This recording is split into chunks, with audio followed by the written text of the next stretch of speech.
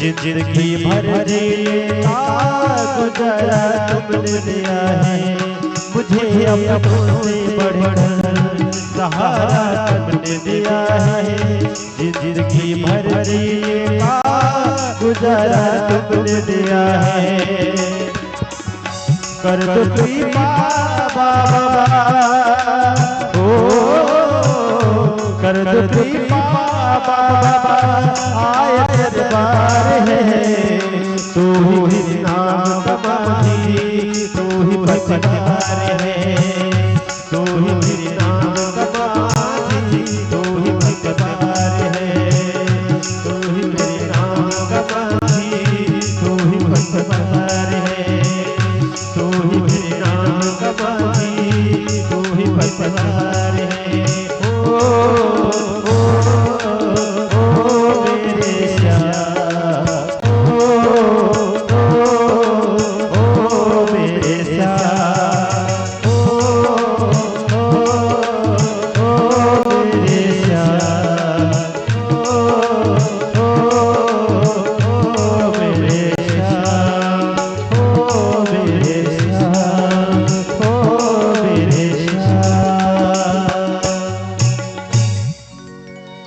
बोलिए गुरुदेव भगवान की जय हो।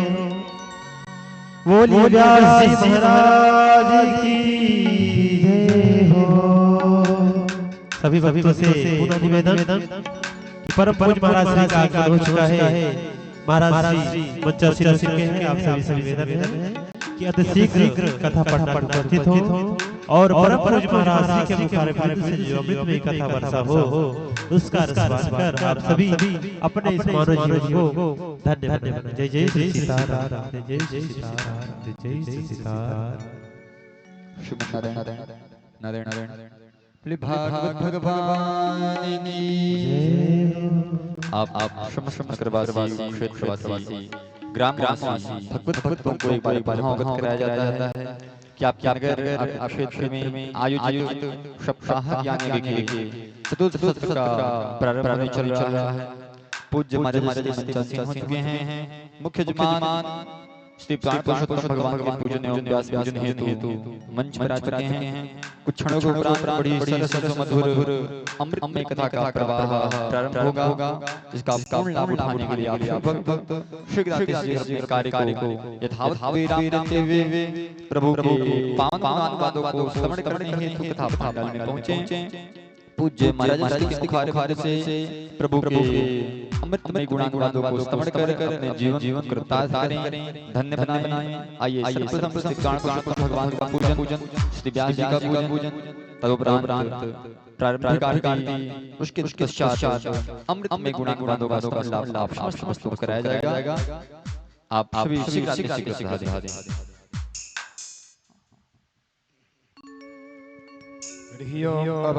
पवित्रो वासरभावस्तस्त्वतो विहाय स्मरेत् पुण्डरीकाक्षं शवाह्याभ्यन्तरहस्ते पुण्डरीकाक्षापणातपनात्मां पुण्डरीकाक्षापणादद्राजम्यमः केशवाय नमः नाथो माधवाय नमः माधवपनादो नारायणाय नमः नारायणपनादो हस्तप्रक्षाल नमः ऋषिकेशाय नमः गोविन्दाय नमो नमः पवित्रीधारण ओम पवित्रेषु वैष्णव्यो सावित्रवः प्रसव उद्भूनाम्य चित्रेण पवित्रेण शूरसरस्वभिः तस्य ते पवित्रपदे पवित्रभूतसिद्धिकामः पुने तक्षके यमः हस्ते यक्षतान् पुष्पाणि गृहीत्वा करारविन्दे नपदारविन्द मुखारविन्दे विनिवेशयन्तं वटस्य पत्रस्य पुटे शयाना बाला मुकुन्दा मनसा स्मरामि बाला मुकुन्दा मनसा स्मरामि। श्री बाल गोपालाय नमो नमः। श्रीमद्भागवत महापुराणाय नमो नमः। ध्याय ध्यान मोक्षदान पुष्पाणि समर्पयामि। पूजनमपाद्यो पाद्यमहस्कर्णघम मुखे आचमनीयं सर्वाङ्गे स्नानीयं जलं समर्पयामि।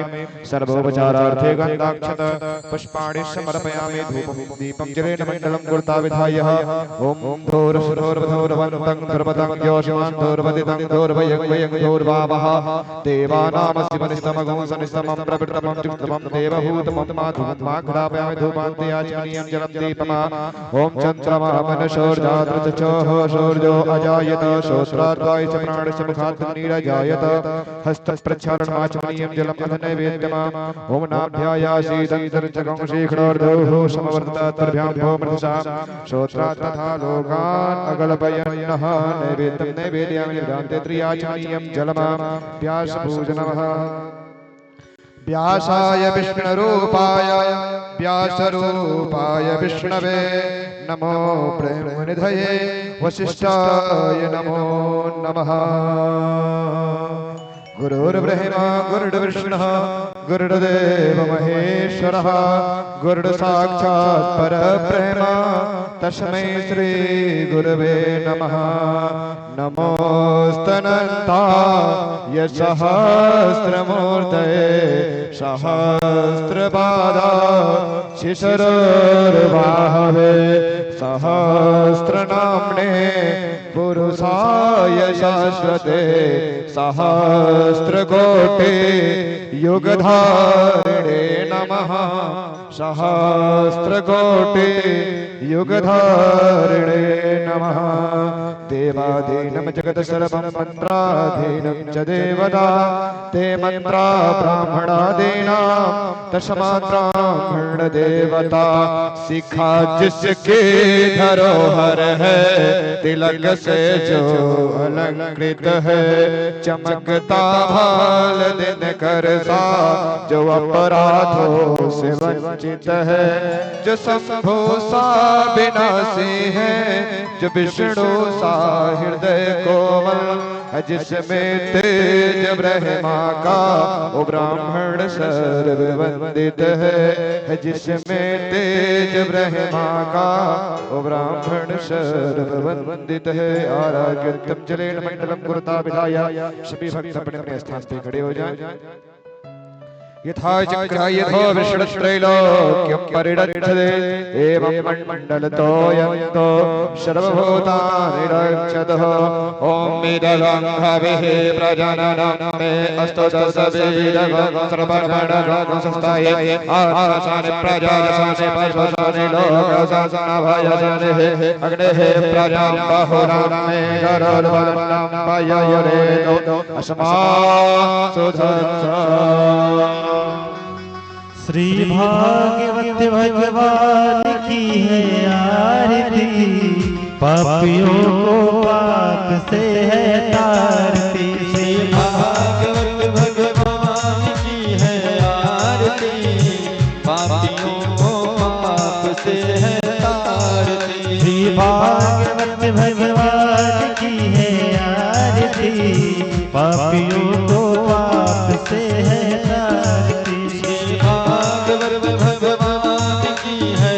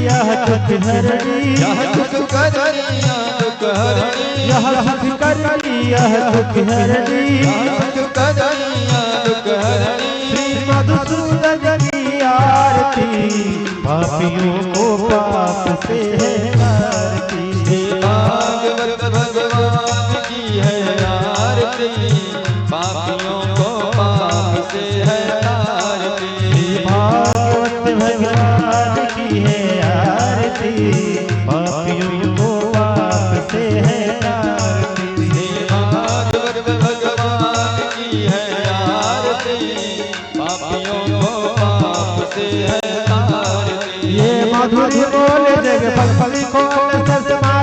दिखाने वाला, बिगड़ी को बनाने वाला। मधुर बोल जगबंद खोल, सन्मार्ग दिखाने वाला, बिगड़ी को बनाने वाला। श्री राम यही घनश्याम यही, श्री राम यही घनश्याम यही, राजा राम यही घनश्याम यही, राजा राम यही घनश्याम यही। यही प्रभु महिमा की आरती, पापियों को पाप से है आरती। भागवत भगवान की है आरती, पापियों को पाप से है आरती। भागवत भगवान की है आरती, पापियों को पाप से है आरती। भागवत भगवान की है आरती, पापियों को पाप से है आरती। गौर गौरव करुणावतारम, संसार सारम भुजगेन्द्रहारम, संतापहरं हृदयारण्यं भवभवानी चैतन्यं नमामि। त्वमेव माता च पिता त्वमेव, त्वमेव बन्धु च सखा त्वमेव, त्वमेव विद्या द्रविणं त्वमेव, त्वमेव सर्वं मम देव देव। नीलं भुजश्यामल कोमलांगं, सीता समारो विद्वान् नमामि रामं रघुवंशनाथं, नमामि रामं रघुवंशनाथं, नमामि रामं रघुवंशनाथं। बोले भागवत भगवान की। आराध्य गण मजले गणम मस्तक्षाल्य, पुष्पै देवाभिवादनम्, मंत्र पुष्पांजलिः। ओम जगन्नाथाय तद्देवास्तानि धर्माणि प्रथमान्यासनास्ते अनाकं महिमानः, सचन्द्रय पूर्वे साध्या सन्ति देवाः। मंत्रपुष्पांजलि समर्पयामि प्राणपुरुषोत्तमाय राधाकृष्णाभ्यां नमो नमः। बोले भागवत भगवान की जय। राधा माधव सरकार की जय। सुखदेव जी महाराज की जय। हनुमान जी महाराज की जय। परम पूज्य व्यास जी महाराज की जय। जय श्री राधे श्याम। आप समस्त भक्त यथास्थान पर पुनः बैठ जाएं और बड़ी ही श्रद्धा भक्ति तन्मयता के साथ में प्रभु के पावन गुणानुवादों का स्तमन लाभ प्राप्त करें। जो भक्त अभी भी कथा पांडाल में नहीं पहुंचे हैं और इस आधुनिक विस्तार के माध्यम से उनके स्तमन तक हमारी वाणी यदि पहुंच रही है तो उनसे आग्रह कि शीघ्र अपने कार्य को यथावत विराम देते हुए प्रभु के पावन गुणानुवादों को स्तमन करने हेतु कथा पांडाल में पहुंचे। पूज्य महाराज के मुखारबिंद से प्रभु के अमृतमय कथा को स्तमन कर अपने मानव तन को कृतार्थ करें, धन्य बनावें। उपस्थित समस्त श्रोता महानुभावों की तरफ से पूज्य महाराज से निवेदन कि अपने अमृतमय वाणी के द्वारा प्रभु के पावन गुणानुवादों को स्तमन करा हमारे अंतःकरण में प्रभु के पावन भक्ति का वास करा एवं हमारे संग का मार्ग प्रशस्त करें। पूज्य महाराज से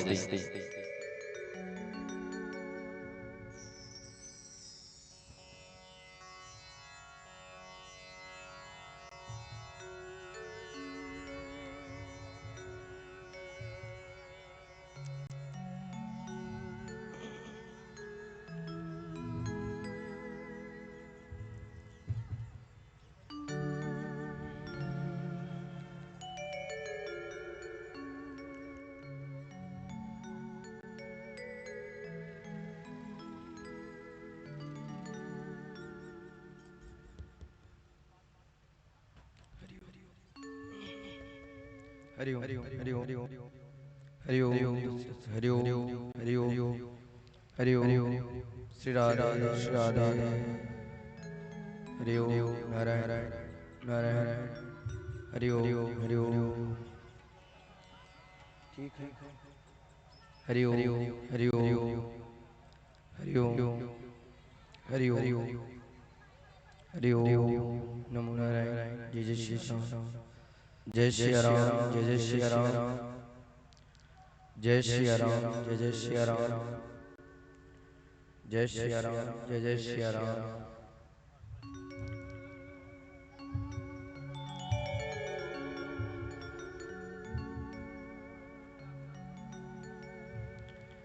हरि ओम।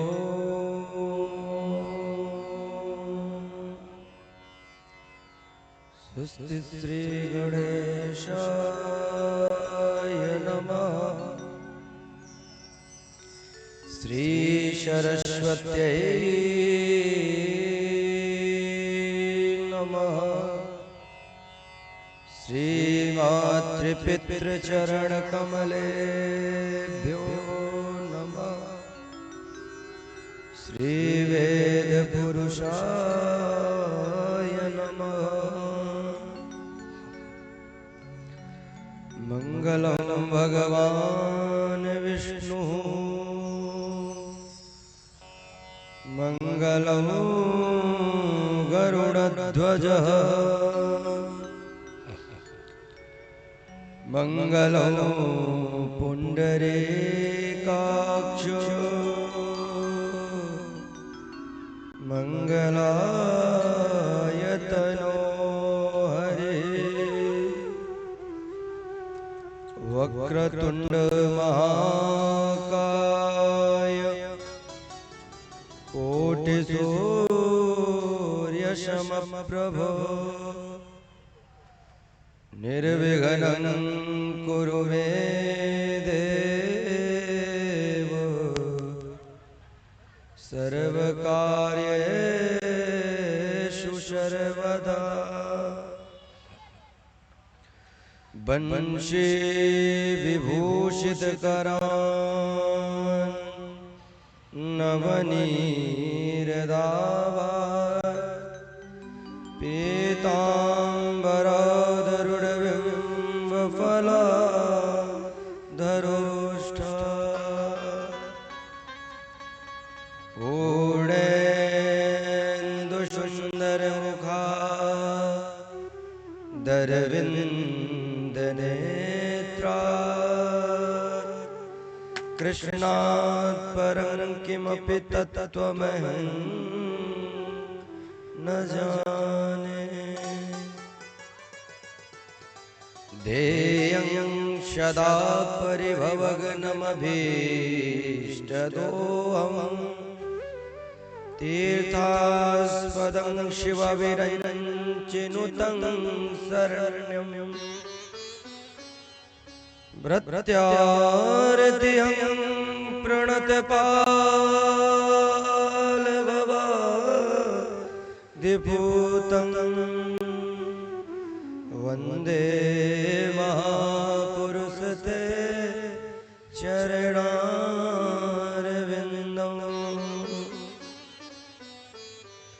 गुरुर्ब्रह्मा गुरुर्विष्णु गुरुर्देवो महेश्वरः, गुरुः साक्षात् परब्रह्म, तस्मै श्री गुरवे नमः।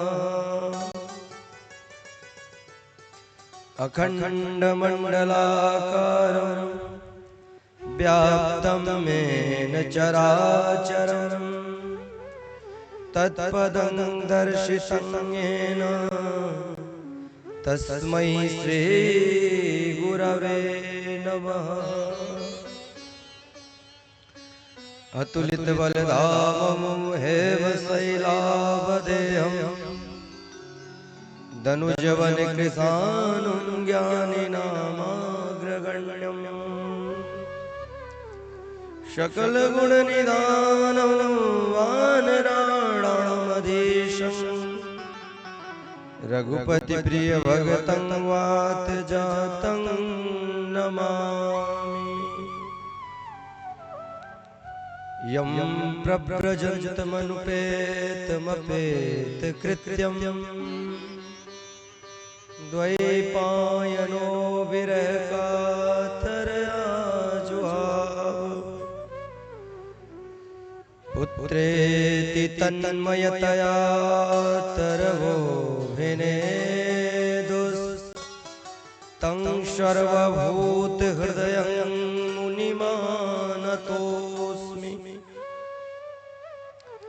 नारायणं नमस्कृत्य नरं चैव नरोत्तमं देवीं सरस्वतीं व्यासं ततो जयमुदीरये।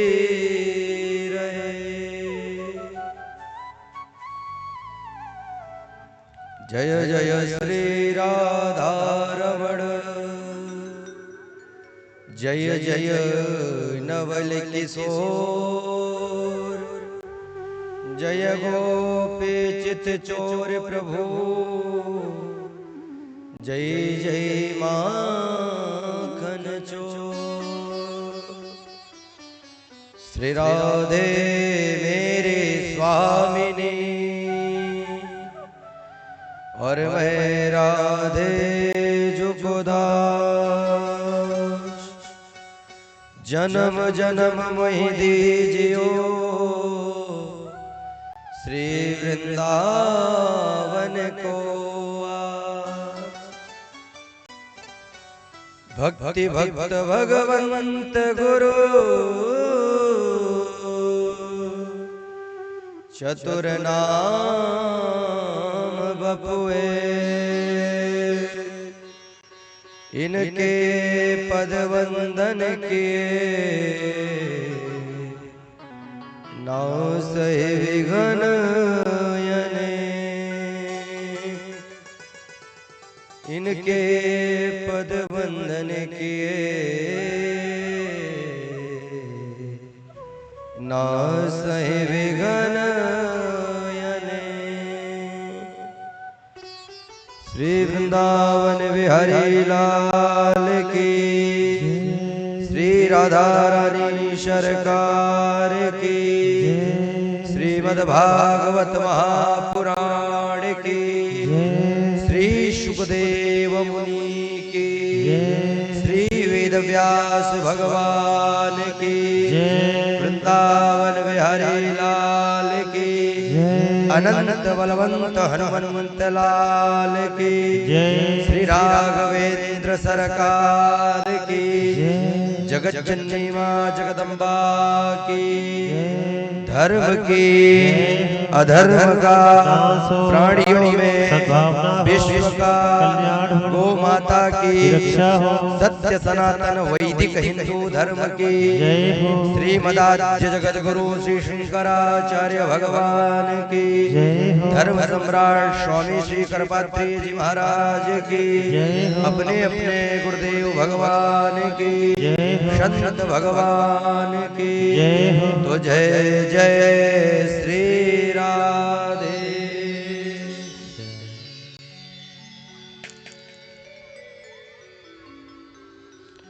परम मंगलमय परात्पर अखिलेश्वर कारण करुणा वरुणालय भक्तवांछा कल्पतरु अनंत गुणगण निलय परात्पर परब्रह्म परमेश्वर भगवान बाल कृष्ण लाल की वांगमय मूर्ति श्रीमद्भागवत महापुराण का आज यहाँ पर चतुर्थ दिवस के द्वितीय वेला में हम सब कथा का रसपान करने के लिए उपस्थित हुए हैं।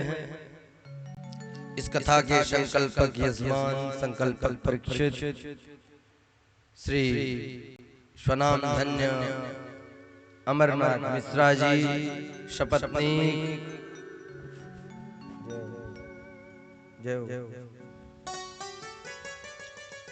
एवं उनके पुत्र पौत्र बंधु बांधव इष्ट मित्र आए।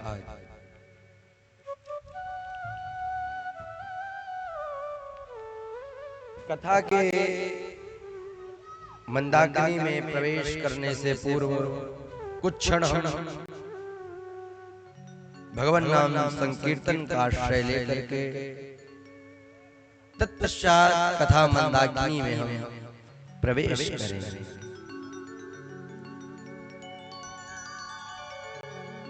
जय राधे राधे गोविंद गोविंद राधे, जय राधे राधे गोविंद गोविंद राधे, जय राधे राधे गोविंद गोविंद राधे, जय राधे राधे राधे गोविंद गोविंद राधे, जय राधे राधे गोविंद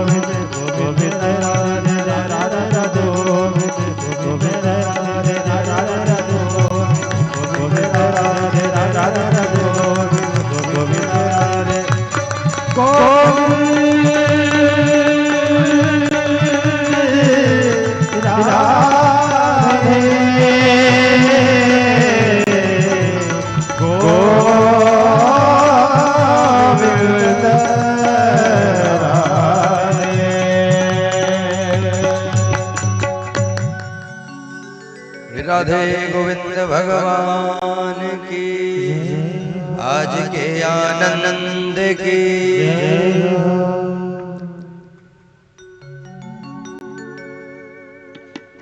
उपस्थित श्रोता समुदाय में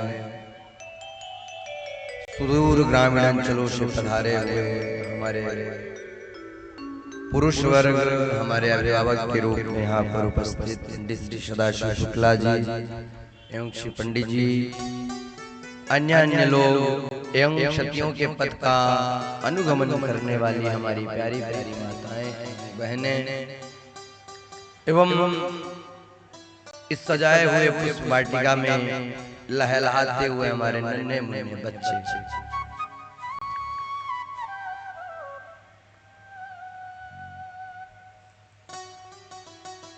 आज का दिवस अति पुनीत है और अति पुनीत इसलिए है क्योंकि आज की कथा में यहाँ पर अजन्मा का जन्मोत्सव मनाया जाएगा। धन्य है ये कलिकाल कि जिस कलिकाल में नित्य भगवान के कहीं न कहीं जन्मोत्सव की उपलब्धियां कलयुग अपने साथ जोड़ता जा रहा है। अन्य युगों में तो भगवान एक काल विशेष में अवतरित होते थे, किंतु कलिकाल में किसी काल विशेष के भगवान को बाधित करके नहीं रखा है। भगवान तो आज यहाँ पर कथा हो रही है, जहां पर भी कथा होगी चौथे दिन भगवान का जन्म होना ही हो। तो ये कली का प्रभाव है, ये कलयुग में ही केवल संभव हो सकता है।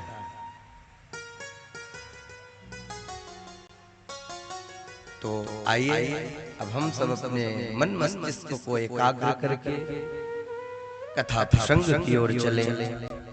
कल की कथा प्रसंग में हम लोगों ने श्रवण किया कि माता सती भगवान शंकर से निवेदन करती हैं कि प्रभु मेरे घर नहीं अपितु आपके ससुर के घर एक यज्ञ का आयोजन किया गया है। प्रजापते से स्वसुरस्य सांप्रतम निर्यापितो यज्ञमहो सवाकिल। एक ऐसे यज्ञ महोत्सव की रचना की गई है जहां पर हमारा भी जाने का मन है। जो निवेदन किया कि भगवान शंकर ने मना किया मैया सती को कि आपका जाना वहां पर ठीक नहीं है। क्यों?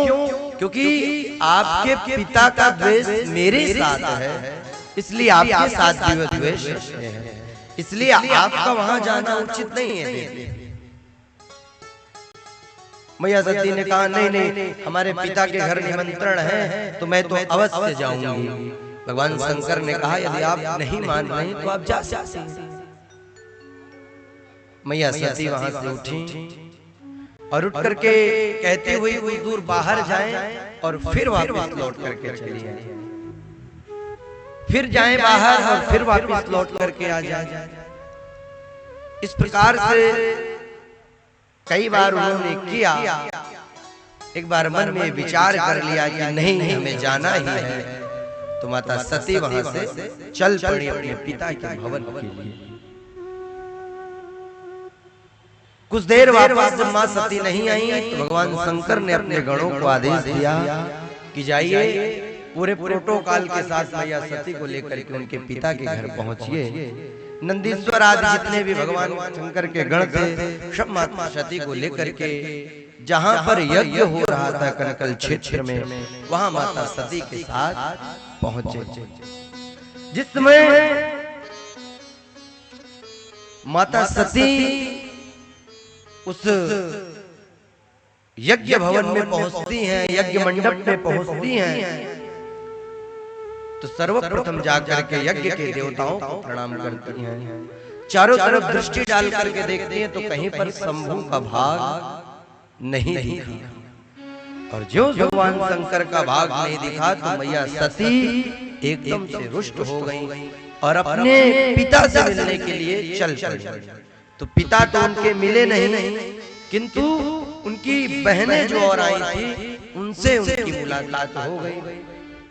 माता सती को देख करके जितनी भी बहनें थी उनकी सब हंसने लगे कि बताइए ये बिना निमंत्रण के चली आई हैं। बाबा जी ने लिखा है कि सादर भले ही मिली एक माता, सादर भले मिली एक माता, सादर भले मिली एक माता, सादर भले मिली एक माता, भगी अधिक मुस्काता,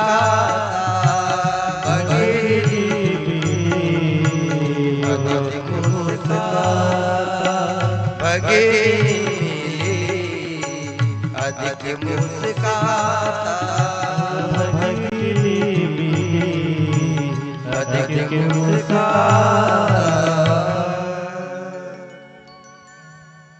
एक अच्छे तरीके से जो व्यवहार किया जाता है उस व्यवहार से केवल माता सती की जो मैया थी केवल वही उनसे मिली, बाकी तो भगनियां जितनी उनकी जितनी बहनें थी वो मिली भी तो अधिक मुस्कुराते हुए मिली। एक आप किसी से मिलिए मुस्कुराना होता है और एक होता है अधिक मुस्कुराना। अधिक मुस्कुराना क्या होता है? ये व्यंग होता है। किसी को इनको देखो जरा, हाँ तो क्या होगा? ये व्यंग होगा। तो जितनी भी मैया सती की बहनें थी वो सब व्यंग ही करके मिल रही है मैया सती, लेकिन माता जी ने उनको गले से लगाया और गले से लगा करके उनकी आओ भगत करी और कही कि बिटिया आपने अच्छा नहीं किया यहाँ पर आकर के। बोली ऐसा क्यों? मेरे पिता ने मुझे ही निमंत्रण क्यों नहीं दिया? क्यों? क्योंकि दक्ष अगर अपने बेटियों में सबसे ज्यादा किसी से प्रेम करता था तो माता सती से प्रेम करता था, लेकिन किसी द्वेष के कारण भगवान से जो उसका एक द्वेष हो गया था उस कारण से मैया सती को निमंत्रण नहीं दिया था। माता सती को लगा कि ठीक कह रहे थे भगवान शंकर कि आपका जाना वहां पर उचित नहीं है, लेकिन होना वही है जैसा राम जी ने कर रखा है। वही है सोई जो राम रचिरा का, वही है सोई जो राम रचिरा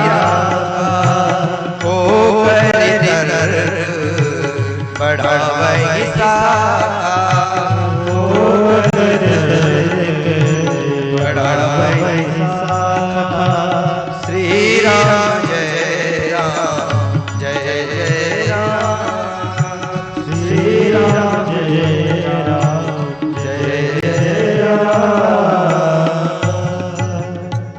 अब होना है जो उसकी तो रचना पहले ही रची जा चुकी। कर्म प्रधान है, लेकिन जिस दिन हमारा जन्म होता उसके 6 दिन बाद जब हमारी पत्री लिखी जाती है तो उसमें सब कुछ निर्धारित कर दिया जाता है। आप यहाँ बैठ करके कथा का श्रवण कर रहे हैं, इसका भी निर्णय भगवान ने आपकी जन्म पत्री में पहले से ही कर रखा है। होई जो राम रची राखा और को करि तर्क बढ़ावई साखा। मैया सती समझ गई कि भगवान शंकर हमें ठीक ही कह रहे थे कि यज्ञ में जाना उचित नहीं, और आकर के यज्ञ मंडप में खड़ी होकर के अपने पिता को कहती हैं कि यद्वै अक्षरम नाम गिरे ऋतं नृणाम। आपने जो शिव, 2 अक्षर कौन कौन से हैं? शी और वा। आपने जो शिव से ये द्वेष किया है, इस द्वेष का परिणाम आपको भुगतना पड़ेगा। एक बार जिसकी जिह्वा पर शिव का नाम आ जाए, उसके तो जन्म जन्मांतर के पाप तुरंत भस्मीभूत हो जाते हैं। और आपने ऐसे परम कृपालु भगवान से द्वेष किया, आपने मेरे पति से द्वेष किया, और आपसे उत्पन्न शरीर को मैं 1 मिनट भी नहीं रखना चाहती हूँ। और तुरंत मैया सती ने अपने दाहिने पैर के अंगूठे से पृथ्वी को दबाया तो तुरंत सद्यः प्रज्ज्वाल समाधिजाग्निना, अंगूठे से दबा करके समाधि में लीन हुई। और जैसे ही लीन हुई तो योगाग्नि जल गई, और योगाग्नि में अपने शरीर को जला करके मैया सती भस्मीभूत कर दिया। और जो सती मैया का शरीर जल गया तो इधर भगवान शंकर को नारद जी के माध्यम से, अब भैया जो हो गया है तो हो गया है, आप सब बैठिए, हो गई सजावट, बहुत हो, अब रहने दीजिए, बंद करवा दिया था, जब हो गई सजावट महाराज ठीक ठीक ठीक। बोले वृंदावन बिहारी लाल की, आज के आनंद की। तुरंत नारद जी के माध्यम से भगवान शंकर को यह सूचना मिली कि माता सती ने अपने क्रोध के कारण, आपसे जिस द्वेष के कारण दक्ष ने उनको निमंत्रित नहीं किया, और उसी के कारण मैया सती ने अपने शरीर का भस्मीभूत कर दिया। भगवान शंकर को क्रोध आया, और क्रोध में आकर के उन्होंने अपनी जटा को उखाड़ करके पटका, तो उससे एक वीरभद्र नाम का दैत्य प्रकट हो गया, और उसने भगवान शंकर को प्रणाम किया। बोले वीरभद्र की। वीरभद्र ने भगवान शंकर की परिक्रमा करी, और परिक्रमा करके आदेश दिया, बड़े बताइए भगवान क्या करना है। भगवान शंकर ने तुरंत आदेश कर दिया कि जाकर के दक्ष के यज्ञ को नष्ट कर दो। तुरंत वीरभद्र आदेशित होकर के भगवान शंकर से यज्ञ को नष्ट करने की भावना लेकर के चल पड़ा। और जाते जाते जब वो चला तो अपने साथ पूरे पवन देवों को उड़ाते हुए चला। यज्ञ मंडप में जितने भी ऋषि आदि थे, सबने विचार किया, न कोई आंधी का मौसम है, न तो ऐसी कोई वर्षा की ऋतु है, तो इस प्रकार से कैसे इतनी धूल भरी आंधी चलने लगी अकस्मात। वातानवांति नहि संति दस्वा प्राचीन बरहि जीवित हो गृदंडा। अरे हो सकता है कि कोई डाकू का पूरा एक कुनबा ही आ रहा हो यज्ञ को लूटने के विचार से, लेकिन नहीं, डाकू तो इस समय है ही नहीं। क्यों? क्योंकि प्राचीन बरहि जीवित हो गृदंडा, क्योंकि राजा प्राचीन बरहि अभी जीवित है, और वो इतने कठोर दंड से दंडित करते हैं अपने दस्युओं को, जो समूह था उसको, कि कोई दस्यु कोई डाकू ऐसा कर ही नहीं सकता है। लेकिन महाराज हो सकता है कि गाय आ रही है, लेकिन गावो न काले अंत इदं कुतो रजो अरे नहीं नहीं, ये तो गाय के भी आने का समय नहीं हुआ है, तो फिर इतनी धूल भरी आंधी कहां से चल रही है? इतना विचार ही कर रहे थे कि वीरभद्रा करके यज्ञ के समक्ष खड़ा हो गया और जितने भी गण भगवान शंकर के वो सब पहुंच करके तुरंत यज्ञ में उत्पात करना प्रारंभ कर दिया, सारे यज्ञ को खंडित कर दिया। जितने गण थे सबको एक एक को पकड़ करके सब अपने अपने कैद में रख लिया और वीरभद्र ने तुरंत पहुंच करके वीरभद्र प्रजापतिम, और जितने गण थे उन्होंने सभी को पकड़ा, लेकिन वीरभद्र ने प्रजापति दक्ष को ही पकड़ लिया और पकड़ करके बंदी बना करके एक जगह खड़ा कर लिया। और तब भगवान शंकर के गणों से पूछा, बताइए अब इनके लिए क्या किया जाए? तो भगवान शंकर के गणों ने कहा कि प्रभु, ये भृगु जी जो है, ये जब हमसे युद्ध हो रहा था, हमें देवता लोग मार करके भगा रहे थे, तो अपनी दाढ़ी खुजलाते हुए हंस रहे थे। तुरंत वीरभद्र ने भृगु जी की दाढ़ी पकड़ी और पूरी दाढ़ी उखाड़ ली। पूछा, बड़े बड़े दांत दिखा करके हंस रहे थे, तो एक मुष्टिका का प्रहार किया तो पूछा के सारे 32 निकल करके जमीन पर गिरे और भग देवताओं के आंख में उंगली डाल करके आंखों को निकाल लिया। इस प्रकार से और अंतिम में प्रजापति दक्ष के सर को धड़ से अलग कर दिया और उनका धड़ जो है जाकर के यज्ञ कुंड में हो गया। वीरभद्र ने कहा स्वाहा, हो गया यज्ञ। अब जो यज्ञ का जो कर्ता होता है, अगर वही नहीं है तो फिर यज्ञ कैसे? दक्ष के समाप्त हो जाने पर सभी देवतागण रोते रोते ब्रह्मा जी के पास पहुंचे कि महाराज ऐसा ऐसा हो गया। ब्रह्मा जी ने हंसते हुए कहा कि बिना विचारे जो करे सो पाछे पछताए। अच्छा ये बताइए, हमको निमंत्रण नहीं आया था उस यज्ञ में, हमको भी तो आया था, हम भी तो जा सकते थे उस यज्ञ में, लेकिन हम नहीं गए। क्यों? क्योंकि हमें पता था दक्ष का द्वेष शंकर भगवान के साथ है और उन्होंने यज्ञ में भाग नहीं दिया था, इसलिए हम वहां नहीं गए। लेकिन तुम लोग अपने मुंह को उठाए और पहुंच गए, तो अब जैसा किए हो करो। देवता लोग शरण गए, महाराज कुछ न कुछ करिए और यज्ञ को सफल करिए, क्योंकि हम देवता लोग जब यज्ञ होता है तो समस्त देवताओं का आवाहन किया जाता है, तो वो देवता सब बैठे रहते हैं अपने अपने भाग को लेने के लिए। तो महाराज अब हम लोगों का तो आवाहन हो चुका है, तो हम लोग तो अपने भाग के लिए लालायित होकर के बैठे। लाल बाबा जी आए हैं क्या? बोले वृंदावन बिहारी लाल की। तो हम तो उस भाग के लिए लालायित बैठे हुए हैं, तो आप एक काम करिए, अब चल करके आप हमको इस यज्ञ को पूर्ण करवाइए। महाराज ब्रह्मा जी ने समस्त देवताओं को लिया और लेकर के भगवान शंकर की शरण में आए। भगवान शंकर का स्वभाव कैसा है? बोले छड़े रुष्टा छड़े तुष्टा रुष्टा तुष्टा छड़े छड़े। भगवान शंकर क्षण में ही रुष्ट हो जाते हैं और क्षण में ही संतुष्ट हो जाता है।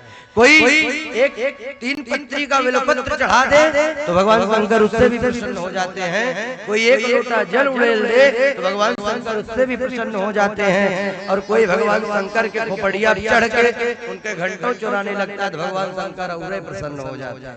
बोले वृंदावन बिहारी लाल की। एक दृष्टांत आप लोगों ने खूब सुना होगा कि एक चोर था और उसे आवश्यकता पड़ी धन की, तो रात्रि में निकला, पधारिए, और रात्रि में निकला चोरी करने के नियत से। रात्रि में प्रायः सभी अन्य देवताओं की मंदिर जो है बंद हो जाती है, केवल एक बाबा की मंदिर को छोड़ करके। बाबा 24 आवर्स वाले देवता है, जब चाहो तब जा करके उनसे मिलो। उनके यहाँ कोई रोक टोक नहीं है ना, उनके यहाँ कोई रोक टोक नहीं, जब चाहो तब जाके मिल। आइए बड़ी कृपा। बोले वृंदावन बिहारी लाल की, संत भगवान की। देखिए आज का दिवस और पावन बन गया। पावन इसलिए हो गया कि आज यहाँ पर भगवंत भी आने वाले हैं और उससे पहले संत भगवान भी पधार गए। तो हुआ कि नहीं पावन? इसीलिए तो मैंने कहा कि पुनीत है आज का दिन। और आप अमेठी से चल करके आए हैं, पूज्य श्री लाल बाबा जी महाराज, आपका स्नेह है, आशीर्वाद, आशीष हमें प्रायः हर कथा में मिलता रहता है। और मैं ये मानता हूँ कि जितनी भी मेरे ऊपर माँ सरस्वती की कृपा है, या सब बड़े बुजुर्गों का आशीष, संतों की कृपा, इन्हीं से संभव है। श्री राम जय राम जय जय राम, श्री राम जय राम जय जय राम, श्री राम जय राम जय जय राम, श्री राम जय राम जय जय राम, श्री राम जय राम जय जय राम, श्री राम जय राम जय जय राम, श्री राम जय राम जय जय राम, श्री राम जय राम जय जय राम, श्री राम जय राम जय जय राम,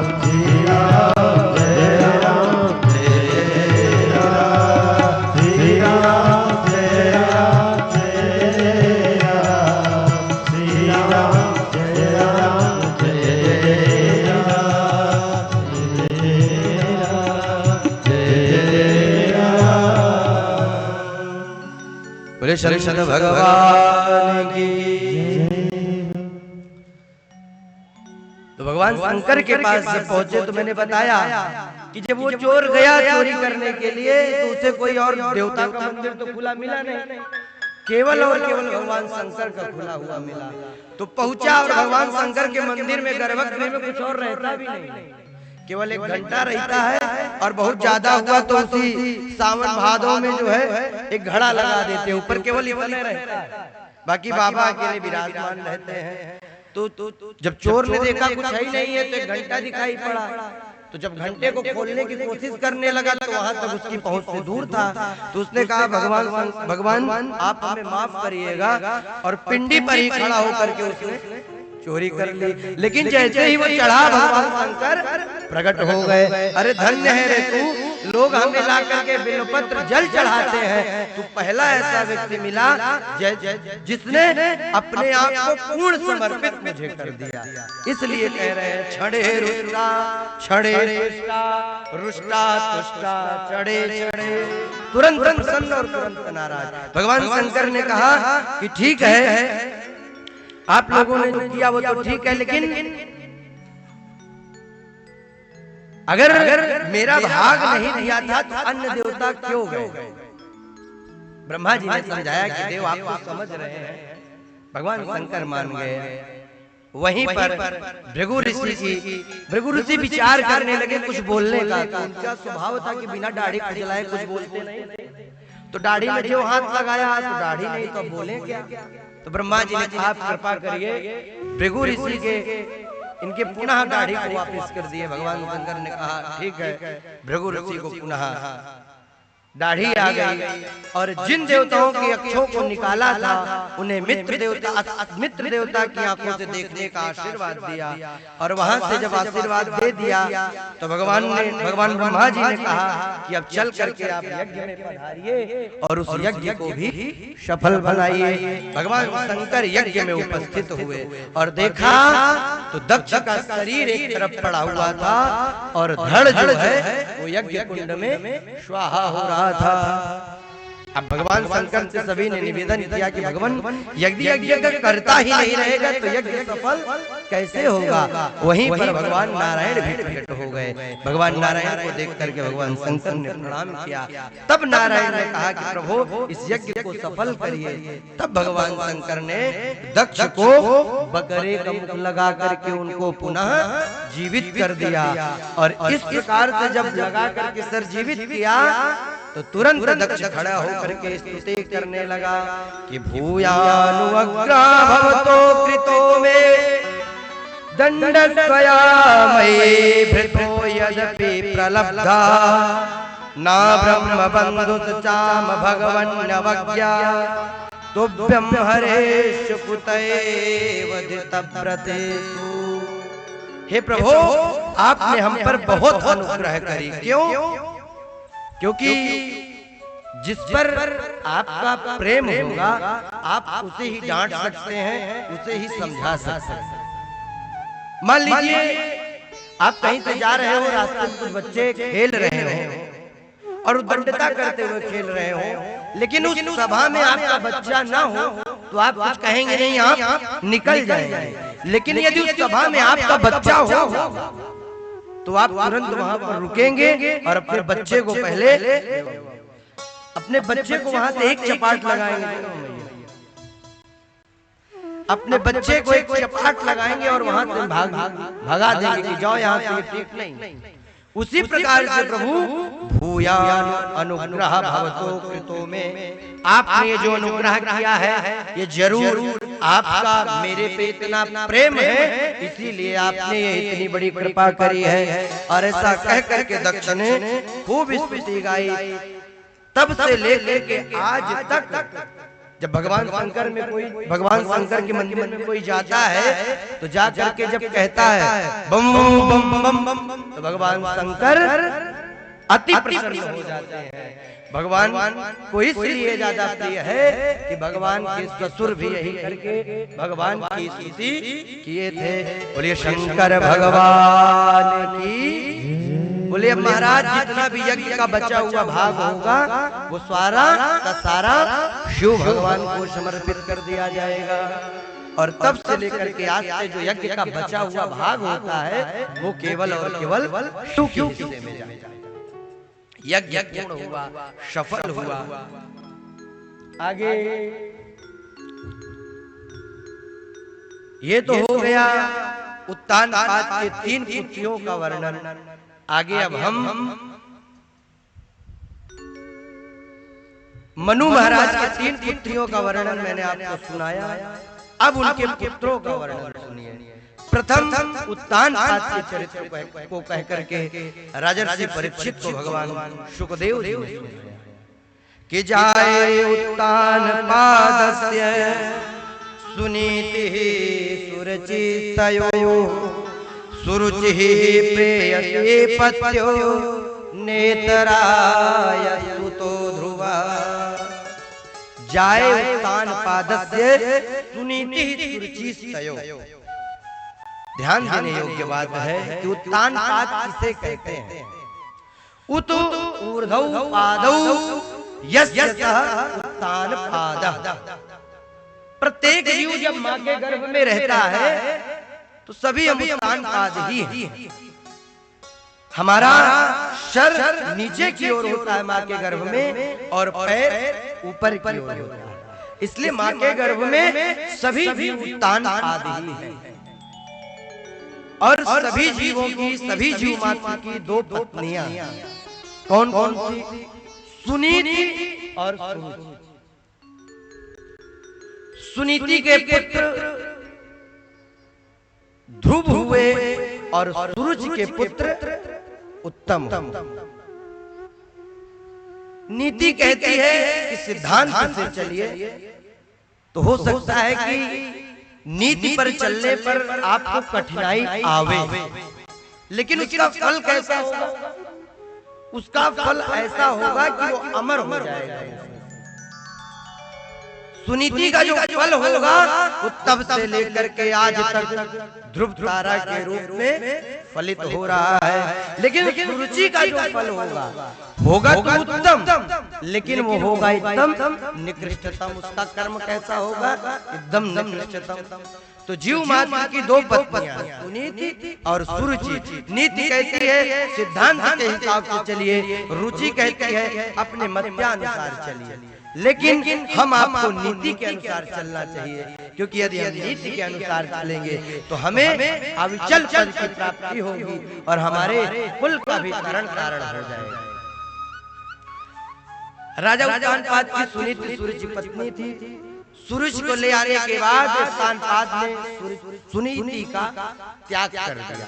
यही हम जीवों की भी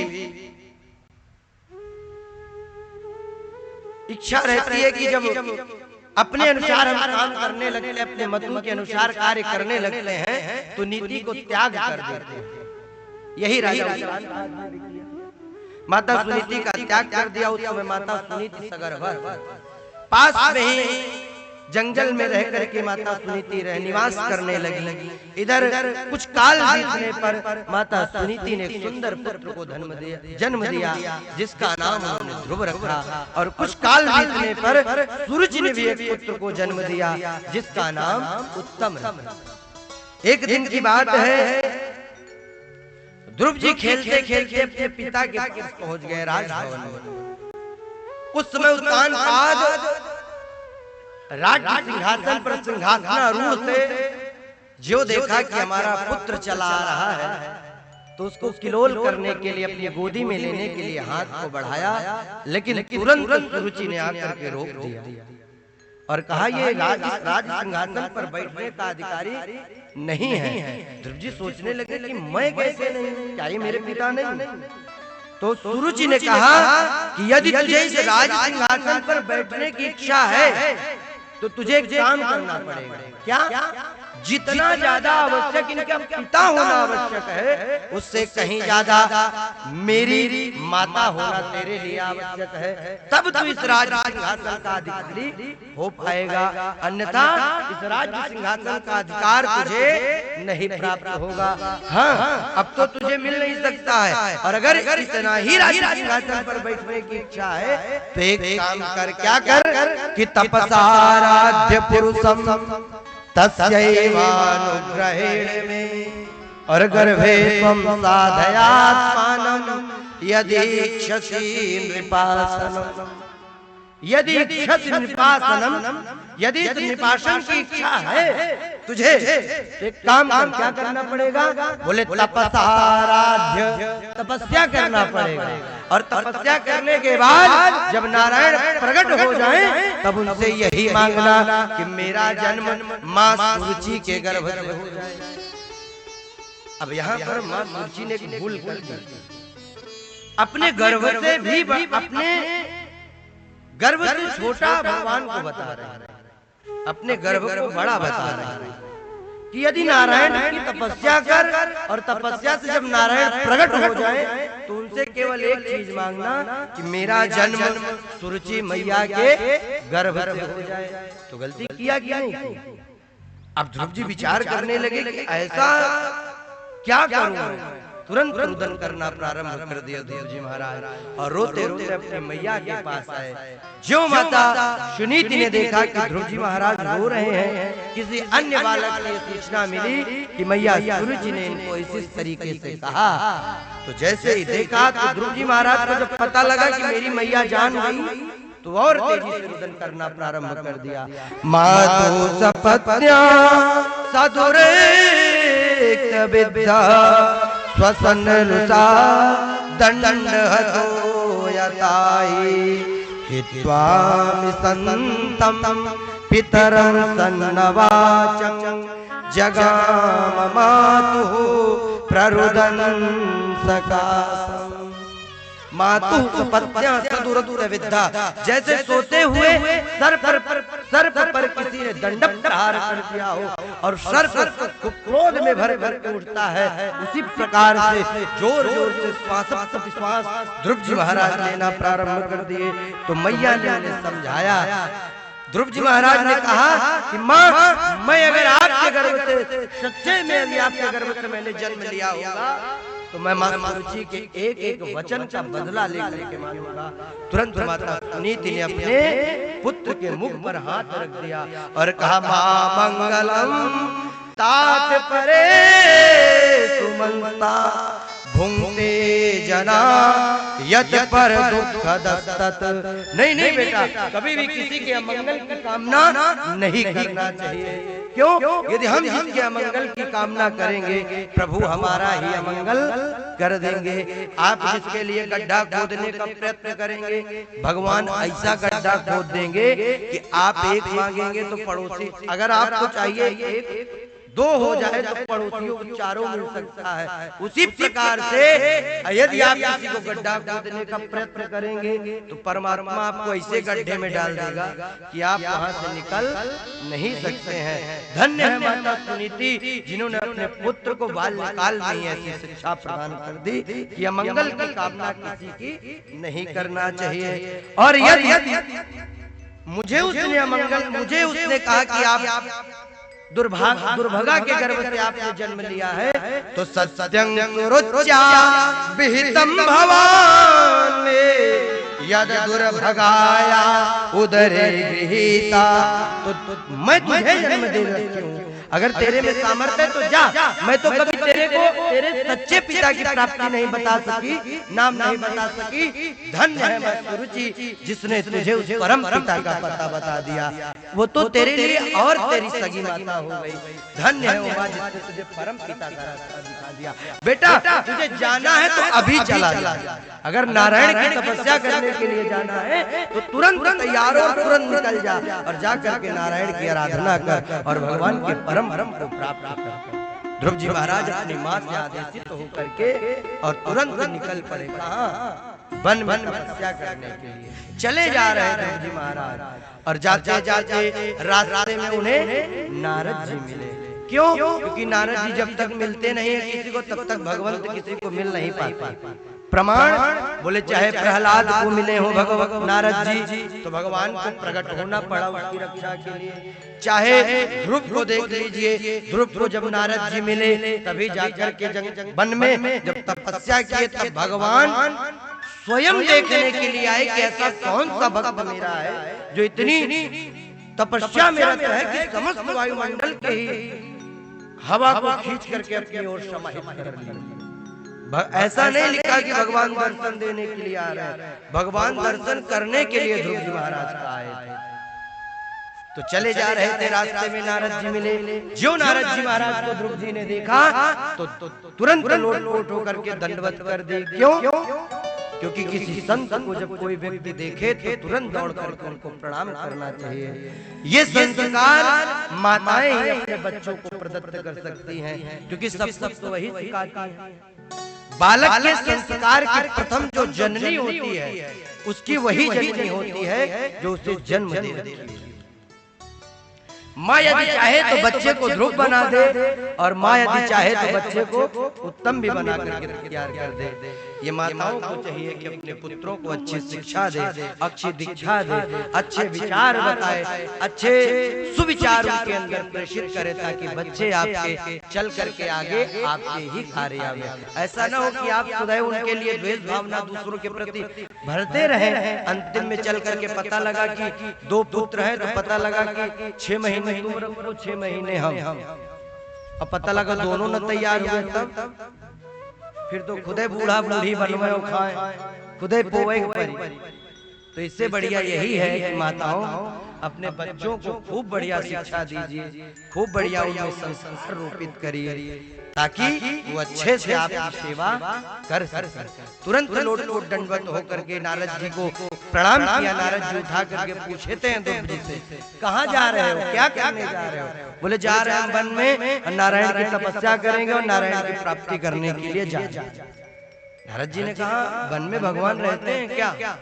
ध्रुव जी महाराज ने कहा ऐसा हमें पता तो है कि वन में भगवान रहते हैं। बोले अरे तुम्हें किसी ने गलत बता दिया। बोले क्यों? बोले वन में तो हमने सुना है कि हिंसक जीव जंतु रहते हैं, भालू रहता है, शेर रहता है, वो तो सब हिंसक जीव जंतु है, वहाँ भगवान कहाँ रहते हैं? और तुम अगर अकेले जा रहे हो तो तुमको पकड़ करके किसी ने नाश्ता कर लिया तब तुम्हारा क्या करोगे? बोले कुछ भी हो अब मुझे रुकना नहीं है, सीधे वन की यात्रा करनी है और नारायण के परम पद को प्राप्त करना है। नारद जी ने देखा और कहा अहो तेज क्षत्रियाणा मान भंगम मृत्यता। धन्य है क्षत्रियों का तेज कि एक बात पर रुष्ट होकर के भगवान के परम पद को प्राप्त करने के लिए चले जा रहे हैं। तुरंत नारद जी महाराज ने ध्रुव जी महाराज को द्वादशाक्षर मंत्र का दान कर दिया।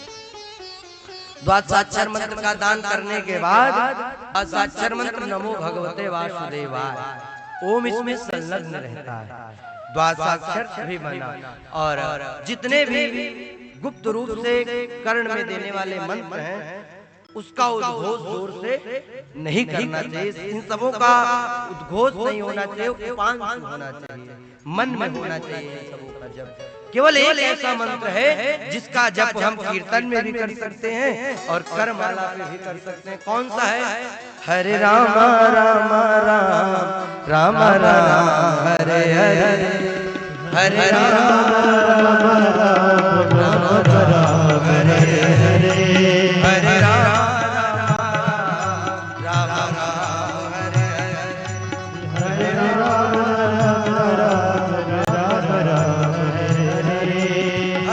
कृष्ण कृष्ण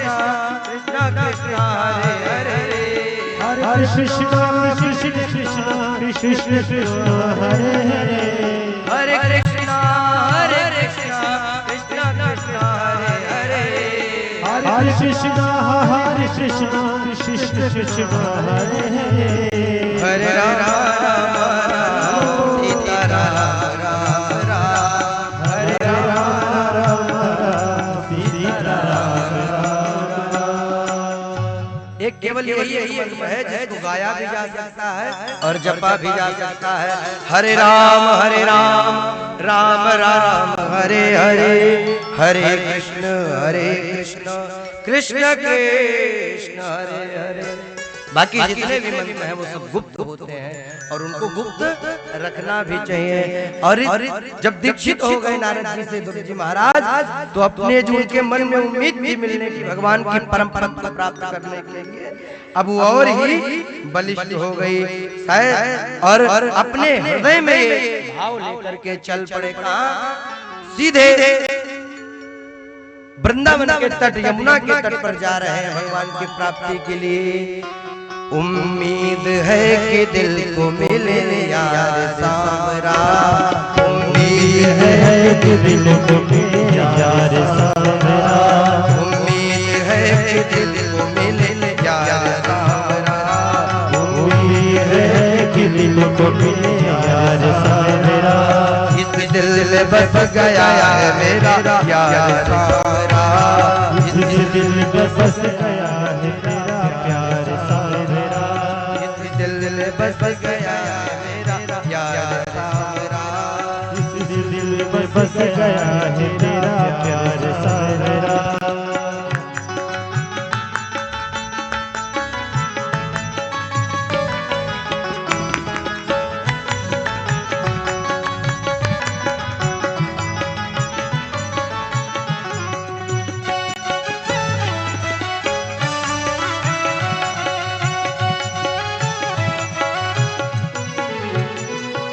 दीवाना बन गया है जो इश्क में तेरे, दीवाना बन गया है जो इश्क में तेरे, दीवाना बन गया है जो इश्क में तेरे, और करते का उसको जगत से पार सावरा, करते का उसको जगत से पार सावरा, उम्मीद है कि दिल को मिले यार सावरा, उम्मीद है कि दिल मिले यार सावरा, उम्मीद है कि दिल को मिले यार सावरा।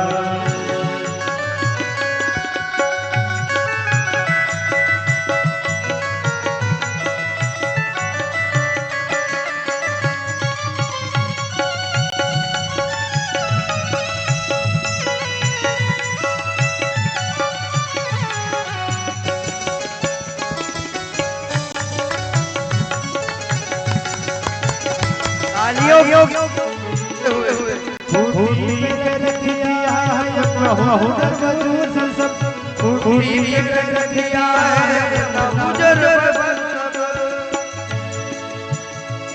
खूटी में रख दिया है अपना हुनर वजूद सब, खूटी में रख दिया है हुनर वजूद सब,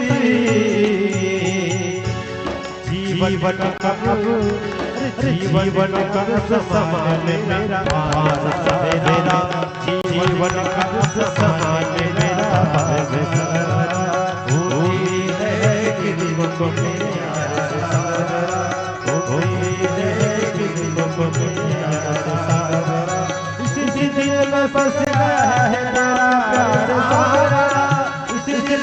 बस से आया प्यार सा मेरा, उम्मीद है कि तुमको मिले प्यार सा मेरा, उम्मीद है कि तुमको मिले प्यार सा मेरा।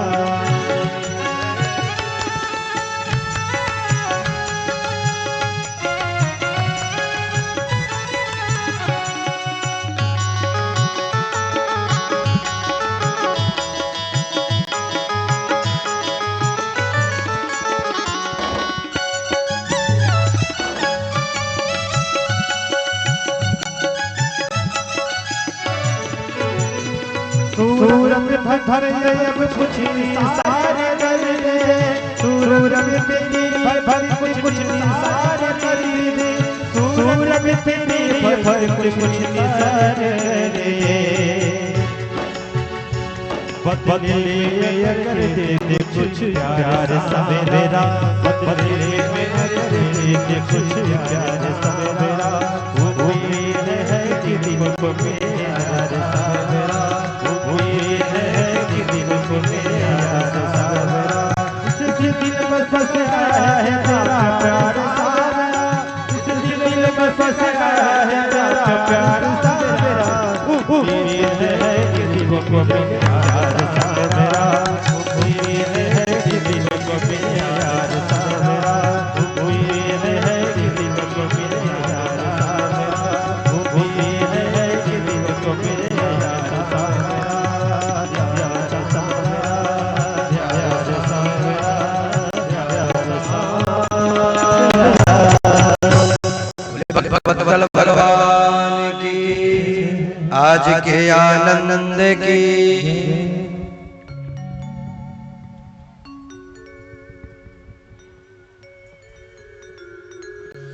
तो इस प्रकार से भगवान के परम पद को प्राप्त करने की कामना से तत्ताते गच्छन्ते। अब तुम यहाँ से तुरंत निकल जाओ। कहाँ? यमुनाया तटं शुचि। ऐसे परम पवित्र यमुना जी के तट पर जाओ जहाँ पर पुण्यम मधुवनम यत्र सानिध्यं नित्यदा हरे। जहाँ पर नित्य हरि का सानिध्य प्राप्त है वहाँ ऐसे यमुना जी के तट पर चले जाओ। ध्रुव जी महाराज सीधे यमुना जी के तट पर पहुँचे और पहुँच करके सीधे स्नान किया यमुना जी में।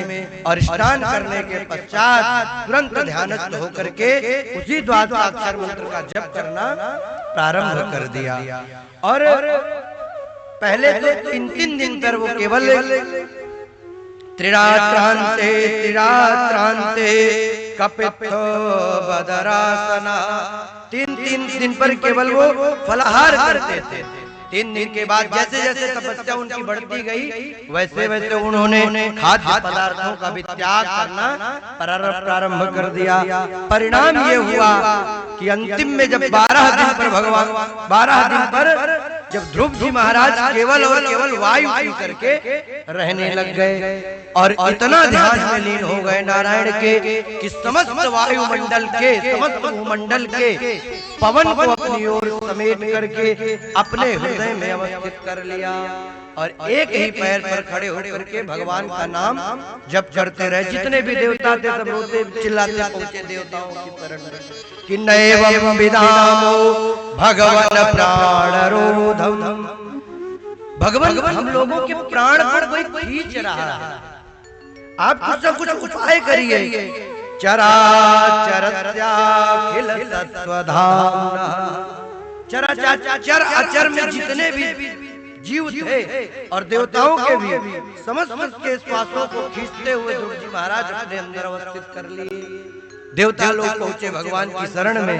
भगवान ने कहा चिंता न करो, मेरा एक छोटा सा 5 वर्ष का भक्त है, उसने ऐसी तपस्या कर ली है, इसीलिए इस कारण से आप लोगों को श्वास लेने में दिक्कत हो रही है। मैं अभी तुरंत जा रहा हूँ और उसका दर्शन करके आ रहा हूँ, तब आप लोगों को आराम मिल जाएगा। तो मधुर वनम भृत्य दीक्षया ऐसा लिखा हुआ भागवत जी में कि भगवान शंकर ध्रुव जी महाराज को दर्शन देने के लिए नहीं, दृष्टुम इच्छा दिदीक्षया खुद देखने की इच्छा से वहां पधारे कि देखूं तो सही, इतना छोटा बालक है और इतनी तपस्या कर रहा है, कैसे संभव हो सकता है। भगवान मधुवन में आए और जो आए तो भगवान समक्ष खड़े हैं, लेकिन ध्रुव जी महाराज आंख नहीं खोल रहे, अपना आंख बंद करके केवल भगवान नाम का जप कर रहे हैं, द्वादशाक्षर मंत्र का जप पे जप किए जा रहे हैं, लेकिन आंख खोल करके देख नहीं रहे कि समक्ष हमारे नारायण खड़े हैं। भगवान ने कहा इनके अंदर जो अवस्थित झांकी है, जब तक उसका हरण नहीं करेंगे तब तक ये आंख खोलने वाले नहीं है। तुरंत भगवान ने उस बाकी झांकी को वहां से लुप्त किया। ध्रुव जी महाराज सहसा आंख खोलते हैं, देखते हैं तो सामने वही दिव्य जबा की झांकी जो उनके हृदय में थी वही बाहर खड़ी है। बोले भगवत भगवान की। जो देखा ध्रुव जी महाराज ने तो तुरंत गिर करके प्रणाम किया। अब ध्रुव जी महाराज सोच रहे हैं कि सब कुछ ठीक था, लेकिन ये नहीं पूछे कि भगवान जब प्रकट हो जाएंगे तो उनको मनाएंगे कैसे, और तो सब ठीक था, इसको नहीं पूछ पाए। अब स्तुति कैसे करें, क्योंकि करने तो गए थे नहीं कभी ध्रुव जी महाराज, तब यही सोच रहे थे। लेकिन भगवान की जिस पर कृपा हो जाए उसको तो तुरंत, चाहे वो गूंगा ही हो, वो बोलने लग जाता है। मूकं करोति वाचालं पंगुम लंघयति गिरिं यत्कृपातमहं वन्दे परमानंद माधवम्। यदि भगवान की कृपा हो जाए तो लंगड़ा पृथ्वी एवरेस्ट की सबसे ऊंची चोटी पर चढ़ करके खड़ा हो सकता है, गूंगा भी बोलने लग जाता है। तो भगवान की कृपा हो गई ध्रुव जी महाराज पर। भगवान ने अपने दिव्य शब्द को लिया और तुरंत स्पर्शया बालम कृपया कपोले, तुरंत ध्रुव जी महाराज के काल कपोल से जैसे ही लगाया तो समस्त वेद वेदांत का ज्ञान ध्रुव जी महाराज के अंदर प्रविष्ट हो गया। और तुरंत बाद श्लोक में स्तुति गाई ध्रुव जी महाराज ने कि यो अन्वन्तः प्रविश्य मम वाचमिमां प्रस्तुतां संजीवयत्यखिल शक्तिधर स्वधाम्ना अन्यास्त हस्तचरण श्रवण स्वगादीन प्राणान् नमो भगवते पुरुषाय तुभ्यम्। यो अन्तः प्रविश्य मम वाचमिमां प्रस्तुताम्। आप वही हैं जिसने मेरी सोई हुई वाणी को जगाया। यो अन्तः प्रविश्य मम वाचमिमां प्रस्तुताम्। आप वही बाहर खड़े हैं जिसने मेरे अंदर प्रकट होकर के मेरी सोई हुई वाणी को जगाया। और संजीवयत्य खिल शक्तिधर स्वधाम्ना। आप सचराचर जगत में केवल आप ही आप हैं प्रभु। क्या अन्यहस्त हस्त चरण श्रवण स्वगादि प्राणान् नमो भगवते पुरुषाय तुभ्यम्। इस प्रकार से ध्रुव जी महाराज ने खूब बढ़िया स्तुति गाई। तो ध्रुव जी महाराज से भगवान ने पूछा कि बताइए अब क्या चाहिए आपको। ध्रुव जी महाराज ने कहा कि प्रभु और कुछ नहीं चाहिए, आपका दर्शन हो गया, आप कुछ मन में अभिलाषा नहीं रही। भगवान ने विचार किया कि आया तो था ये राज्य सिंहासन की इच्छा को लेकर के, और वही 12-12 दिन तक जो ध्रुव जी महाराज तपस्या कर रहे थे, बार आई 36, उसी को भगवान ने कैलकुलेट किया और 36,000 वर्षों का राज्य शासन ध्रुव जी महाराज को दान कर दिया। ध्रुव जी महाराज वापिस अपने नगर की ओर लौट रहे। इधर उनके पिता उत्तानपाद को जब पता चला कि आज हमारा पुत्र ध्रुव वापिस आ रहा है, तो जगह जगह तोरणदार सजवाए, अट्टालिकाओं पर नर नारियों को बिठा दिया पुष्प वर्षा करने के लिए। धन्य उत्तानपाद कि जिनके पुत्र को स्वयं नारायण मिले। माता सुरुच भी लेकर के आरती की ताल खड़ी हैं कि आज मेरा पुत्र आ रहा है। विचार करिए कि यदि मां सुरुचि ने उनको इतने कुंठित शब्दों का प्रहार न किया होता तो शायद ध्रुव जी महाराज वन की ओर न जाते और उनको भगवान न मिलते। ध्रुव जी महाराज का संस्कार देखिए कि जैसे ही अपने नगर में आए तो सर्वप्रथम उन्होंने अपनी सौतेली मां सुरुचि को प्रणाम किया, तत्पश्चात अपनी माता सुनीति को प्रणाम किया। क्यों? क्योंकि जो भगवान को हमसे मिला दे वही हमारा सच्चे मायने में हितैषी है, और जो हमें संसार में लिप्त कर दे फिर समझिएगा कि वो हमारा हितैषी नहीं है। सद्गुरु क्यों आपका सबसे खास हो जाता है? क्योंकि सद्गुरु हमें प्रेरित करता है भगवान के मार्ग पर चलने के लिए, भगवान की ओर धकेल देता है। चलो चलो चलो, जैसा भी हो आपको कह करके सुन करके आपको भगवान के मार्ग में लाने का प्रयत्न करता है आपका। इसलिए सद्गुरु विशिष्ट है, विशेष। ध्रुव जी महाराज का स्वागत हुआ और उन्हीं को तानपाद जी ने राज्य सिंहासन पर आरोहण किया और स्वयं राज्य वस्त्रों का त्याग करके तुरंत चले गए भगवान की आराधना करने के लिए। इधर भगवान ध्रुव जी महाराज इधर अपने राज्य में आनंद पूर्वक रहने लगे। उनका एक भाई था उत्तम, जो उनकी माँ का सूर्य का लड़का था। उत्तम जो पुत्र था उनका, उत्तम नाम तो था लेकिन वो बड़ा उद्दंड। एक दिन यक्षों के बगीचे में पहुंच करके उद्दंडता करने लगा तो यक्षराज कुबेर ने ऐसा प्रहार किया कि उसकी मृत्यु हो गई। ध्रुव जी महाराज को पता चला, आकर के युद्ध घोर प्रारंभ हो गया। निरपराध यक्षों पर प्रहार करने लगे ध्रुव जी महाराज, हजारों यक्षों को मार डाले। तब स्वयंभू मनु वहां पर प्रकट हुए और प्रकट होकर के ध्रुव जी महाराज को रोका। एक सत्पुरुष का मार्ग नहीं जिस पे आप चले। विचार करने योग्य बात है कि जिसको भगवान की प्राप्ति हो जाए, क्या उसके अंदर से क्रोध नहीं जा सकता? और अगर क्रोध चला जाता तो ध्रुव जी महाराज क्यों जाते युद्ध करने के लिए? इसका मतलब ये है कि भगवान की प्राप्ति किसी को हो सकती है, लेकिन विवेक का उदय तभी होगा, ज्ञान का उदय तभी होगा जब आप सत्संग करेंगे, तभी आपके हृदय में उदय हो सकता है। बाबा जी ने भी लिखा है कि बिनु सत्संग विवेक न होई, बिनु सत्संग विवेक न होई, बिनु सत्संग विवेक न होई, बिनु सत्संग विवेक न होई। भगवान की प्राप्ति तो हो गई, लेकिन अभी ध्रुव जी महाराज को सत्संग की प्राप्ति नहीं हुई थी। उन्होंने कहा कि नायम मार्गो हि साधूनां, जिस मार्ग पर आप चल रहे हैं ये मार्ग साधुओं का नहीं है। स्वयंभू मनु ने जो कहा तो ध्रुव जी महाराज रुक गए और रुक करके अपने राज्य में शासन करने लगे। एक दिन की बात है, भगवान के धाम से उनके लिए स्पेशल विमान आया। स्पेशल विमान आया तो पार्षदों ने कहा चलिए आपको भगवान के धाम चलना है। जब भगवान के धाम चलने के लिए ध्रुव जी महाराज उपस्थित हुए तब उतने में एक देवी जी आ गई। उन देवी जी ने अपना परिचय दिया कि मैं इस संसार की मालकिन हूँ, जो इस संसार में आया है वो मुझे बिना स्वीकार किए हुए इस संसार से नहीं जा सकता है। ध्रुव जी ने कहा नाम बताओ, नाम क्या है? तब उस देवी ने कहा कि मैं मृत्यु देवी हूँ और यहाँ आए हैं तो आपको मुझे स्वीकार ही करना पड़ेगा। भगवान के पार्षदों ने कहा कि सुनिए, एक काम करिए, इनसे कहिए कि जरा सर नीचे करें। तो ध्रुव जी महाराज ने कहा कि जरा आप सर अपना नीचे करिए। तो जो नीचे किया सर, तो एक पैर तो जमीन पे था ध्रुव जी का और दूसरा पैर मृत्यु देवी के सर पर रख करके भगवान के भेजे गए विमान पर ध्रुव जी महाराज सवार हो गए। देखिए ये भगवान की इतनी बड़ी कृपा देखिए कि जो संसार की मालकिन है ऐसा कोई है ही नहीं कि जो मृत्यु के सर पर अपना पैर रख करके चला जाए।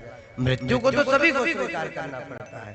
लिखा हुआ है कि मृत्योर्मूर्धनिं पदं दत्त्वा, मृत्यु के सर पर पैर रख करके ध्रुव जी महाराज विमान पर आरूढ़ होकर के भगवान के धाम को चले जाने लगे।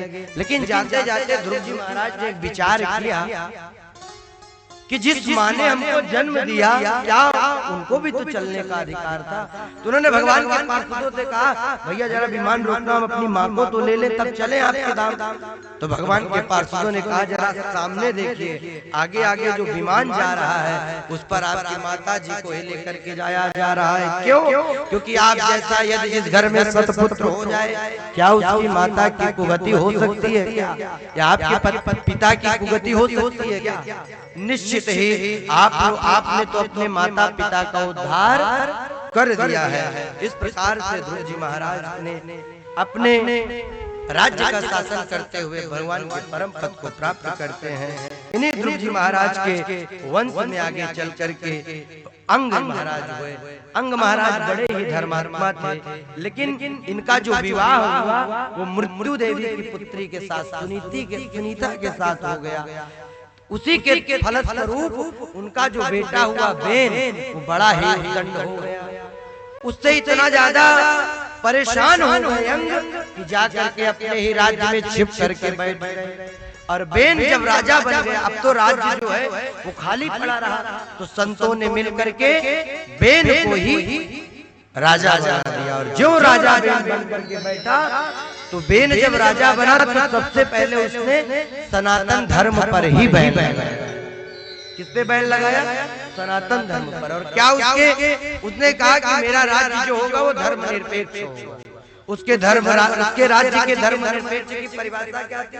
ना यस्तव्यम ना दातव्यम ना होतव्यम द्विजाः। न तो कोई यज्ञ करेगा, न तो कोई हवन करेगा, न तो कोई मंत्र जपेगा। और यदि जपना है, करना है, सब कुछ करना है तो केवल एक चीज करना पड़ेगा। क्या? यदि मंत्र करना है तो बेअनाय नमः करके जप करो, स्वाहा करना है तो बेनाय स्वाहा कह करके मंत्र जपो। अब तो सब ऋषि मुनि परेशान हो गए कि बताइए हम जिस राजा को राजा बना करके बिठा ले हैं, वही राजा ही जब इस तरीके का व्यवहार करने लगे तो क्या मतलब है इसको धर्मनिरपेक्षता, जब इसको पता ही नहीं है कि धर्मनिरपेक्षता क्या है, तो इसको राजा बनाने से क्या लाभ हम लोगों को मिला? अब भगवान संतों ने विचार किया कि अगर इस तरीके से ये करता रहेगा तो ये तो बड़ा गड़बड़ हो जाएगा। तो संत पुनः आए बेन के पास और कहने लगे आकर के कि आप अपने धर्मनिरपेक्षता की परिभाषा को बदलिए, आप यज्ञ करने दीजिए, हवन करने दीजिए। बोले आप लोगों का दिमाग खराब हो गया है क्या? बोले क्यों? बोले अगर ऐसा होता तो आपको नहीं पता है कि राजा का जो शरीर होता है देहे भवन्ति निपृतेः सर्वदेव मयो नृपा। राजा का जो शरीर होता है इसमें जितने भी देवता होते हैं सब खुद ही वास करते हैं। तो इसलिए तुम सब कुछ छोड़ दो, केवल हमारा ही भजन करो, हमें ही पूजो। संतों ने कहा इसका काम तमाम करना पड़ेगा। क्रोध में आकर के साथ फुंकार मारा तो सीधे मंच पर जो बैठा था बेन सीधे गद्दी से नीचे गिर गया और भगवान के धाम को सुधार गया। संतों ने विचार किया कि आए थे राजा को सुधारने और राजे को सुधार दिए हम सब, अब क्या क्या? तब बेन के शरीर को जब मथा तो सब सर्वप्रथम उसके शरीर से काला कलूटा बौना सा पुरुष जन्म लिया, जिसे निषीद कहते हैं। ऋषियों ने कहा, उसने पूछा क्या करूं? ऋषियों ने कहा कि पे बैठ जाए और तुझे कुछ नहीं करना, चुपचाप बैठ जाए। तो वहीं पर वो बैठ गया और वहीं से निषाद की उत्पत्ति भी उन्हीं के बेन के माध्यम से हुई।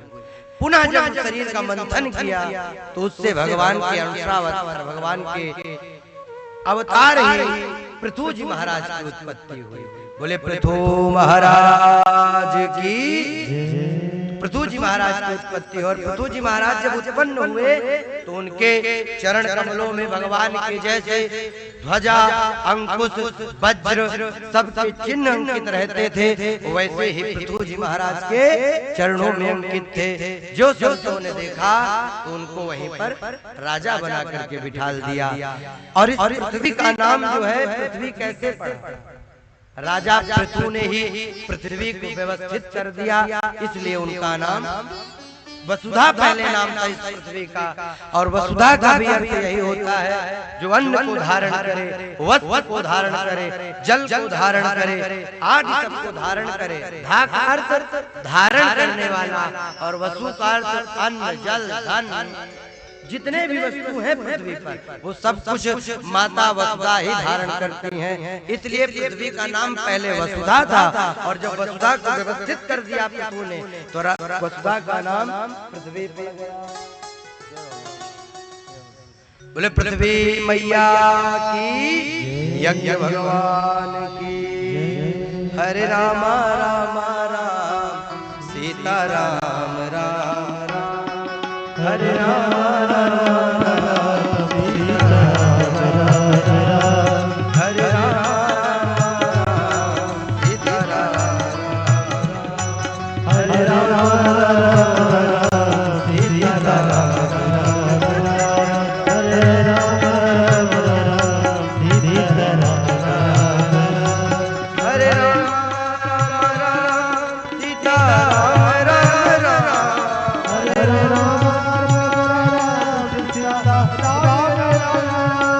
हरे राम हरे राम राम राम सीता राम राम, हरे राम सीता राम राम, हरे राम सीता राम राम, हरे राम सीता राम राम, हरे राम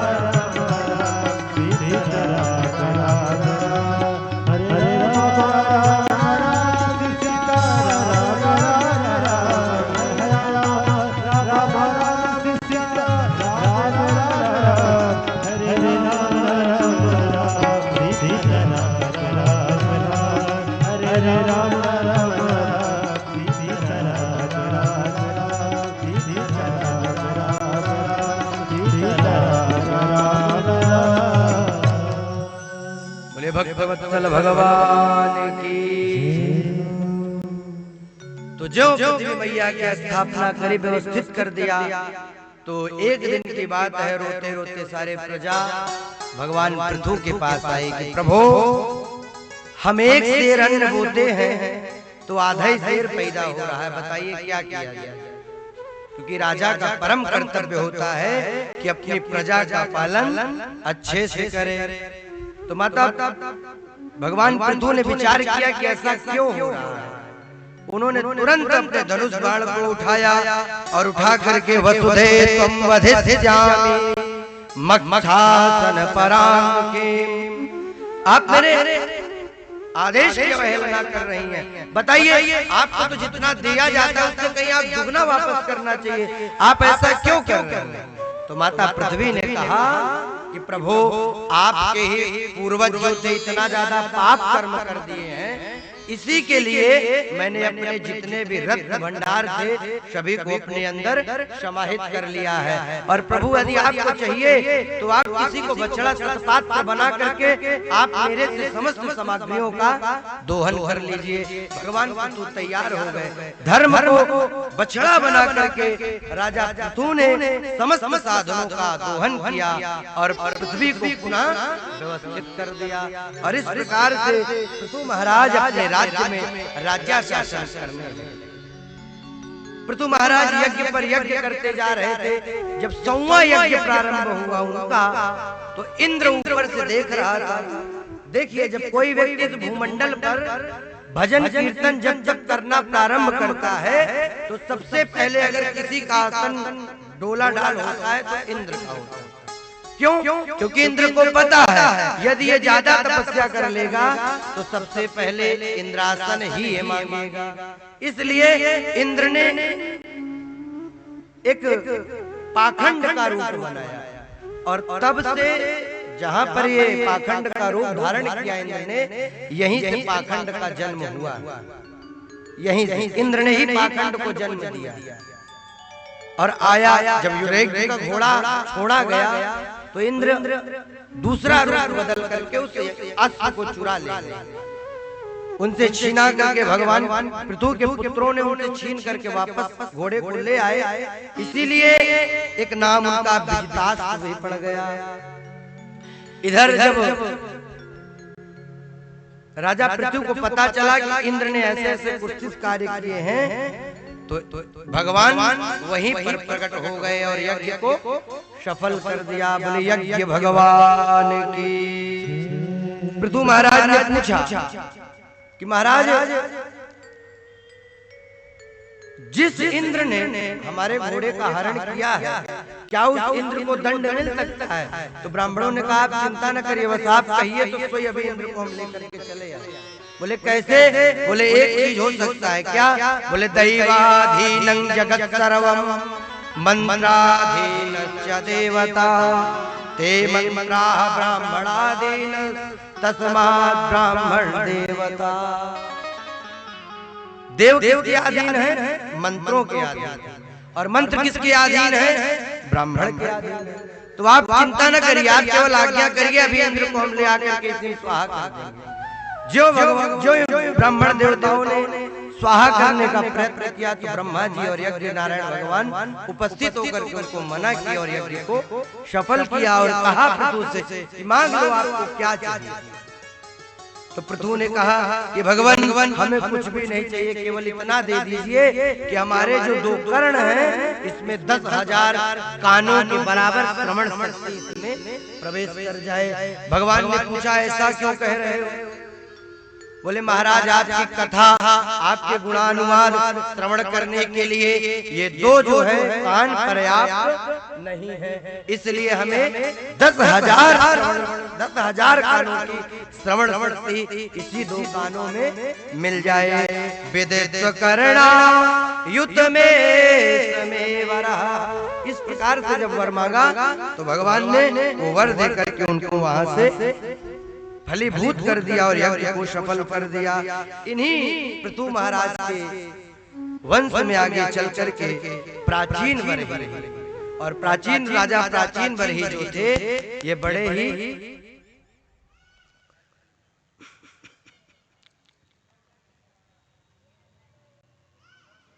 ये तो होना ही।